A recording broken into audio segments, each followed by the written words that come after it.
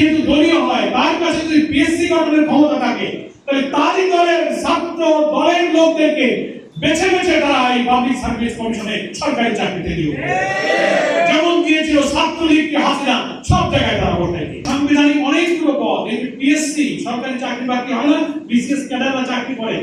যে আন্দোলন আমাদের ছেলেরা জুলাই আন্দোলনে বলল যে ওটা নয়, মেধার ভিত্তিতেই সরকারি চাকরি হইতো। পাবলিক সার্ভিস কমিশন পিএসসি তে এখন বিধান আছে, প্রধানমন্ত্রী যিনি থাকবেন তিনি এই পাবলিক সার্ভিস কমিশন পিএসসি কমিশনটা তার চেয়ারম্যান কি এবং কমিশনার উনি ঠিক করে দেবেন। ওনার পছন্দ অনুযায়ী রাষ্ট্রপতিকে জানাবেন, রাষ্ট্রপতি একটা প্রজ্ঞাপন জারি করে একটা কমিশন গঠন করবেন, তার সরকারি দলে ঢুকবেন। এটার বিরুদ্ধেই তো আমাদের জুলাইয়ের সাহসী তরুণরা আন্দোলন করেছে।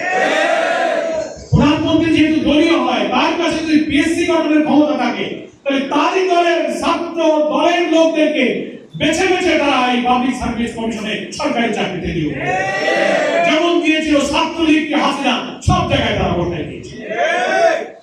বিরোধী সব দল বলেছে না, এটা হবে না, প্রধানমন্ত্রীর এই অসীম ক্ষমতাকে লাগাম টানতে হবে।